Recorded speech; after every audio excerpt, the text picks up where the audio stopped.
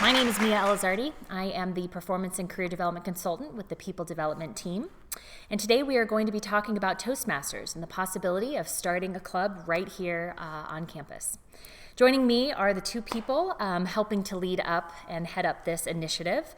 Greg Giesen, our very own Manager of People Development, and Camila Angelim, the Graduate Admissions Manager in the Daniels College of Business. Kind of a mouthful. Welcome both Camila and Greg. Thank you. All right, to get us started, let's take a minute to describe what Toastmasters is. All right, well, just from a big picture, Toastmasters International is an international organization made up of over 15,000 clubs around the world. And with the focus for each club of helping people become better speakers, better leaders, and better meeting managers. That's Toastmasters. Fantastic. All right, Camila, how did you get interested in this venture? Yes, so I was a graduate student here at the Daniels College of Business, and I was required to do a lot of presentations, a lot of public speaking. And especially because it was in a second language, English is not my first language, it was very hard for me. It's very challenging. And I started to research how to do this better, how I could improve my public speaking skills, and I bumped into Toastmasters. And I attended one of their meetings because I was impressed on how valuable it could be for me. So I met Greg a few months ago, and we shared the same interest, and we thought, why not start a club here? So that's how I got interested in it. Fantastic. Thank you. So what about you, Greg? Well, as both you know, I've been a Toastmaster on and off for over 20 years. I also worked for Toastmasters International in California for 2 years as the manager of membership.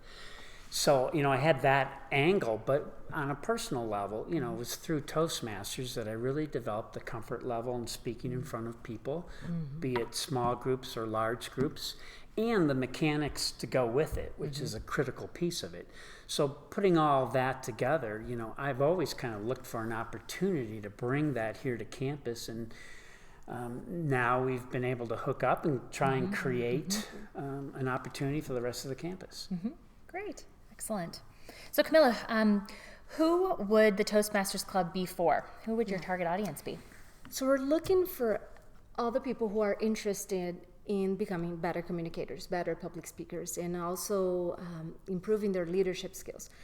This is going to be for all the University of Denver community. It doesn't matter if you're a graduate student, undergrad student, if you're here to do a short-term course, if you're staff part-time, full-time, or faculty. Fantastic. If you're interested in this, and no matter which level you're involved with the university, you're welcome to join our club. Fantastic. That's exciting. Greg, describe what's involved in having a club here on campus. All right. For one thing, we're looking for a core group of people, faculty and staff, that can kind of consistently, keep the club moving through the fluctuations of membership. Because if we have students, there'll be times of the year, where it will just fluctuate. So we need that core group. Within every group of Toastmasters, there's officers. There's a president, club president. There's at least 2 vice presidents, one of membership, one of marketing. There's a budget officer, there's a sergeant at arms, so that's kind of the formal part of the club. Plus there's also opportunity for training for those people through Toastmasters International. And then also there's, within a club, there is officers or roles for each meeting. So there's responsibilities every time the group gets together, and we'll talk more about those specific roles. There's also a protocol of Toastmasters, which is, the meetings, you got to have certain components of the meeting. There's competitions, speaking competitions through the year. There's membership drives. There's things like that we would have to follow. And of course there would be dues. Because, the fact of the matter is, this isn't just a stop by occasionally kind of thing. This is actually commitment to a club. And part of that is people paying individual dues, which is a part of that commitment. Okay, great. Thank you. So Camila, tell us a little bit more. Greg kind of outlined some of the expectations and structure. What kind of a time commitment is really expected of students and staff and professors? So if you are a member, we are expecting you to come to our meetings regularly. Okay. We think we'll be meeting twice a month, not twice a week, but twice a month okay. for 90 minutes. So during lunchtime, which we think will be a great time to get students, staff, faculty. So, and sometimes if you have a role in the meeting, you do have to prepare. Okay. If you're going to speak at that meeting, you have to do some preparation prior to the meeting. Maybe contact the president of the club. So there's a little bit of time commitment, but it pays off. Okay, great. Thank you. That helps. Greg, tell us about some of the benefits. All right. Why would we want to be involved? There's a number of benefits, and let me just highlight a few of them. One of them, of course, self-confidence. People's self-confidence is going to increase just naturally by being comfortable speaking in front of people, right? And so there's many opportunities to do that. And you get to practice speaking, and you get feedback by members, individual members, as well as the whole group provides feedback in public speaking. And, you know, you might even have a role where you're critiquing the speaker. So it's another opportunity for public speaking, plus you're practicing your feedback skills. Exactly. There's your presentation skills, no matter what, are going to get better, particularly if you commit to the group. If you just periodically show up, that's not going to increase your presentation skills. You got to really work on it on a regular basis. Impromptu speaking is going to improve, because there's a section of the meeting called table topics where everybody who doesn't have a formal role gets to practice impromptu speaking.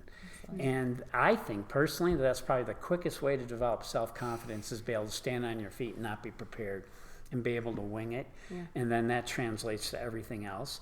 There's course leadership opportunities from being in the club to each week. Or each time we get together, there's opportunities to kind of head up something, so you get leadership experience. I mentioned about the feedback skills. Being able to give somebody feedback, I think in my whole Toastmaster experience, I probably learned the most about public speaking through evaluating somebody else, even more than actually speaking, because you have to look at it from a different angle. You learn how to run a tight meeting because everything is timed. And probably the most important benefit is the social component, because you really, you know, you're vulnerable. You're experiencing personal growth with a group of people. Over time, you get very tight with that group. And I have lifelong friends from all my past Toastmaster clubs. So that's probably the biggest benefit. Fantastic. Camila, walk us through what actually occurs in a meeting. What does it look like? So we'll talk about the roles in a little bit, but the way it works is you start meeting, you mingle, meet and greet, but then the president of the club opens the meeting and introduces the Toastmaster of the day, of that meeting.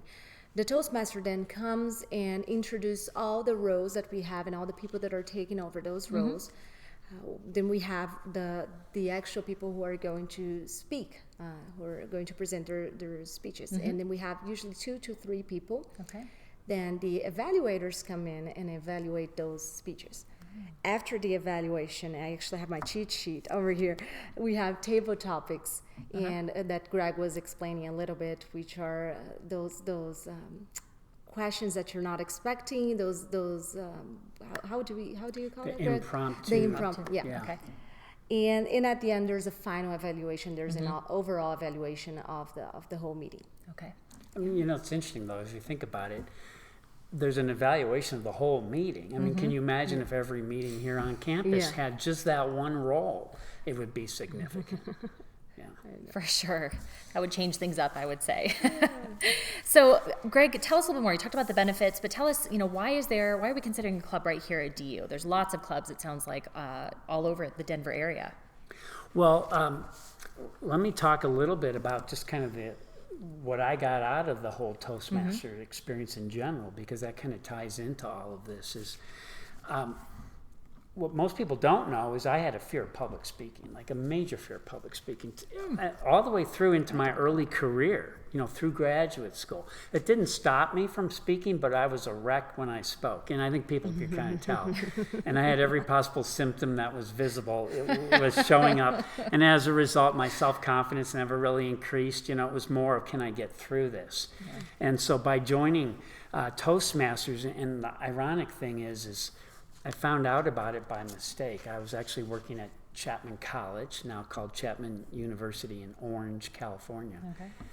And I knew I had this public speaking issue, and I went into the men's restroom, and sure enough, there was a brochure right there on top of, one of the stalls. And I'm like, oh my God. And it turns out that club met at the college. Okay. And so I was it almost made me more afraid knowing that there actually was a solution. And so I dragged somebody into a meeting with me, and that kind of started my experience with Toastmasters. And by sticking to it, what happened is, of course, I developed, comfort speaking in front of others, impromptu. I don't know if I'm ever going to be totally comfortable with that, but it's always something I've learned to get better at. I've developed the fundamentals of the ABCs of giving a speech. Leadership roles I took on through the years. Became a pretty good evaluator of other people speaking, and all that equated to my self-confidence really just heightening. And since then, kind of what I developed was I became a keynote speaker around the country, which I still do. I was a radio talk show host, for 6 years, training and consulting in front of people for over 30 years. I've been doing, as a corporate consultant, and a graduate school professor for over 15 years. So those are some of the byproducts of really sticking to it and being able to incorporate it into all of my life. So back to your original question of why DU. For one thing, is to provide that experience for people, for them to be able to have that kind of growth path. But also, it also goes back to Impact 2025. Because one of the key components of Impact 2025 is one DU. And we can't think of a better way to kind of reinforce that than to have a club that's made up of students, faculty, and staff where we can grow and develop together. So that's probably the biggest thing. And the other thing, too, is, if we can do it at lunchtime, which is what we're talking about, it just becomes a part of your day. You don't have to go anywhere to do it. And you develop these lifelong friends all over campus, which is, again, another way of kind of playing into the one DU piece. So, to add to what you're saying, it's funny that you mentioned this fear of public speaking. There's actually research that shows that people are more afraid of speaking in front of others than dying. Isn't this interesting? So we're here to help you with that. And especially as an international student at the university, I think this will be huge for our international people here. Because it's not easy to speak in a different language. It's not easy to in a second language. It's we tend to memorize our speeches before going in front of a classroom. So that's why I'm so interested in doing table topics, because I think it will be valuable, just very valuable. Yeah. All right, so we're starting to feel convinced about how valuable this really is. Yeah. Greg, you mentioned dues. Camila, talk to us more about, we anticipate that there will be some kind of financial piece. Talk to us more about that. So to join the club, you have to pay, it's a one-time fee of $20. Okay. And that covers the material, the two books that you need to have for the club. Then the membership costs $7.50 per month. Okay. But we ask, just to make it easier, we ask you to pay for 6 months up front. So it's $45. And then, so for the first time, you pay $65 for the 20 and then the 45. And then you renew your membership every 6 months. Okay. So easy. Okay. And one thing to add on to what Camila said, was that, the booklet she's talking about that you get from Toastmasters, I mean, for all novice or people that are new to Toastmasters, it actually has 10 speeches. And it doesn't tell you what to talk about, it tells you what to focus on. So like the first one is, just introducing yourself. Another one might be eye contact. One might be vocal variety. One would be, moving as you're speaking. Okay. So you get to work on different aspects slowly, one at a time, incorporate into a very short speech of 3 to 5 minutes, so they really ease people into it. And these booklets that you get as a result of the dues and the membership kind of help you establish it that way. So it makes it real easy. Fantastic. Greg, you've talked about this a little bit more. I don't know if you want to expound any further, but as a former member and employee of Toastmasters, do you want to elaborate any more on how this has kind of impacted you both personally and professionally? You know, I don't know if I'd have anything to add other than, it was really, for most people, to be able to stand up and be comfortable and present, whether it's a work-related topic or a speech, I think that goes to the core and the essence of feeling self-confidence in front of others. And from a career standpoint, it's probably the greatest skill set you could develop, especially for upward mobility. Because there's always going to be opportunities to do speaking, and I think that just really says a lot about you, whether you're in an interview for a job or you're doing a PowerPoint presentation, which, by the way, you would know the keys to doing an effective PowerPoint versus an ineffective PowerPoint, which a lot of people could still learn, and all the little basics, and I think it just really puts you, and in my case, it did that for me. It just propelled my career and gave me a lot more options as a result of that. Fantastic. Sounds very exciting. Camila, tell us a little bit more about how many people, like we're excited, we're feeling motivated around this. So how many people need to commit in order to get this up and off the ground? So to start our club, we think we need 25 to 30 people. The reason is we need officers. We need about 7 different officers, and we need people to fill the different roles in the meeting. And it would be interesting to have different people, different members filling those roles for each meeting. And so 25 to 30 people to start the club. Okay, that sounds doable. All right, so, and tell us more. What are the next steps? Okay, so next step, we have an informational meeting on April 27th. We'll have a link up for you to register, but it's going to be lunchtime, 12 to 1 at Marjorie Reed. What is the room? I think it's room 106. Yeah, 106. Okay. 106, April 27th, which is a Thursday. Okay. And that's we're gonna go more in depth and discuss what we're talking here. So if you're slightly interested and just curious about how to become a better public speaker, you should come to this meeting. And then what Toastmasters does on top of that meeting is then the very, very first meeting, they kind of do a mock meeting, and they bring in some of their people, all experienced Toastmasters from the community to kind of demonstrate where the rest of us can kind of watch and see how meetings are run. So they That's really great. do a good job of kind of easing you into the process. And giving you a sense of what you're getting yourself into. Yeah. Yes. All right. So, which brings me to another good question is what are typically the speaking experience level of the people who are interested? Yeah, that's a great question because you're going to get a range. And sometimes that can feel intimidating, but you're going to get from I've never spoken before and I'm nervous, like I was my first time, to people that are international keynote speakers, all in the same club. And the beauty of that is for the new people, they get role models and they can see. But for the experienced people, for one thing, it is kind of a humbling experience because we all remember that first timer experience. And the beauty of Toastmasters is that there's a real compassion for new speakers. And so it's not an intimidating environment. It's more like, all right, go at your own pace and, one step at a time. And people are extremely supportive of that process. So having a mix in a club is probably the greatest thing you could have. Fantastic. All right, Camila, back to the actual meeting. What are the different roles that have to be filled? You've touched on this a few times. Can you elaborate a little bit more for us? So the goal of the meeting is to give an opportunity to all members to speak and practice their public speaking skills in front of a group. So that's why we have different roles, and we have 7 roles in a meeting. We have the Toastmaster who is going to run the meeting, introduce the participants that day. And we have the speakers. We're usually 2 or 3 speakers, and they're going to give speeches just like Greg explained, and it's going to be in conjunction with the material that they have. We have the speech evaluator, who in each speaker will have a different evaluator. So they're going to give feedback on the speeches that they've heard. We have a timer who's going to control the whole thing, the whole meeting, keep time, and because there's so many things that go into a meeting, and we have to make sure we go through all of them.